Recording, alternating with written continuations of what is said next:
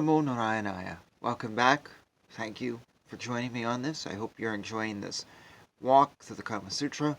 So we're going to start a new chapter today about women acting the part of a man and of the work of a man. This is going to be very different than if we wrote this chapter today. That's all I'm going to say. I just know it is already. Times have changed. So here we go. When a woman sees that her lover is fatigued by constant congress without having his desires satisfied, she should, with his permission, lay him down upon his back and give him assistance by acting his part. She may also do this to satisfy the curiosity of her lover or her own desire of novelty.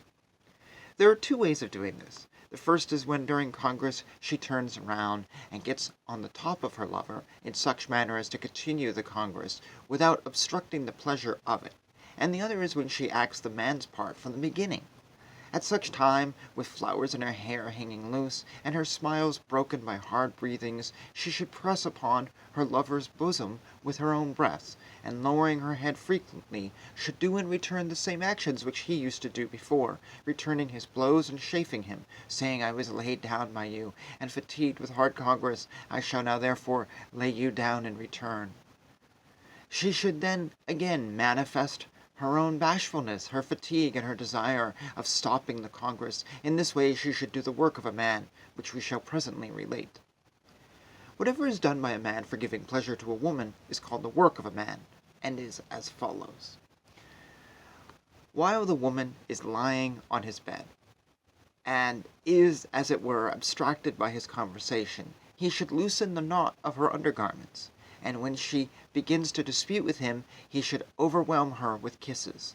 Then, when his lingam is erect, he should touch her with his hands in various places, and gently manipulate various parts of the body. If the woman is bashful, and if it is the first time they have come together, the man should place his hands between her thighs, which she would probably keep close together. And if she is a very young girl, he should first get his hands upon her breasts, which she would probably cover with her own hands, and under her armpits and on her neck. If, however, she is a seasoned woman, he should do whatever is agreeable either to him or to her, and whatever is fitted for the occasion. After this, he should take hold of her hair and hold her chin in his fingers for the purpose of kissing her. On this, if she is a young girl, she would become bashful and close her eyes. Anyhow, he should gather from the action of the woman what things would be pleasing to her during congress. Here, Suvarnamba says that while a man is doing to the woman what he likes best during congress, he should always make a point of pressing those parts of her body on which she turns her eyes. The signs of enjoyment and satisfaction of the woman are as follows. Her body relaxes. She closes her eyes, and she puts aside all bashfulness, and she shows increased willingness to unite the two organs as closely together as possible. On the other hand, the signs of her want of enjoyment and failing to be satisfied are as follows. She shakes her hands, she does not let the man get up, feels dejected, bites the man, kicks him, and continues to go on moving after the man has finished. In such cases, the man should rub the yoni of the woman with his hand and fingers, as the elephant rubs anything with his trunk, before engaging in congress, until it is softened, and after that is done, he should proceed to put his lingam into her. The acts to be done by the man are moving forward, friction or churning, piercing, rubbing, pressing, giving a blow, the blow of a boar, the blow of a bull, the sporting of a sparrow. When the organs are brought together properly and directly, it is called moving the organ forward.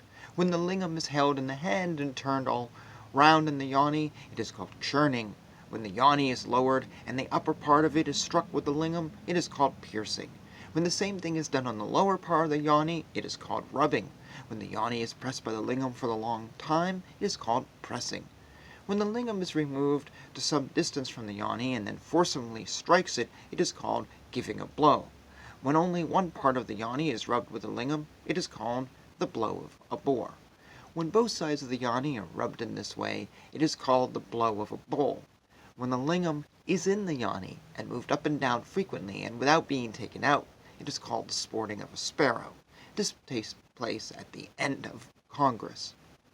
When a woman acts the part of a man, she has the following things to do in addition to the 9 given above: the pair of tongs, the top, the swing. When the woman holds the lingam in her yoni, draws it, presses it, and keeps it thus in her for a long time, it is called the pair of tongs. While when engaged in congress she turns round like a wheel, it is called the top. This is learnt by practice only. When on such occasion the man lifts up the middle part of his body, and the woman turns round her middle part, it is called the swing. When the woman is tired, she should place her forehead on that of her lover, and should take rest without disturbing the union of the organs, and when the woman has rested herself, the man should turn around and begin the congress again. There are also some verses on the subject as follows: Though a woman is reserved and keeps her feelings concealed, yet when she gets on the top of a man, she then shows all her love and desire. A man should gather from the actions of the woman of what disposition she is, and in what way she likes to be enjoyed. A woman during her monthly courses, a woman who has been lately confined, and a fat woman should not be made to act the part of a man. Thus ends this chapter.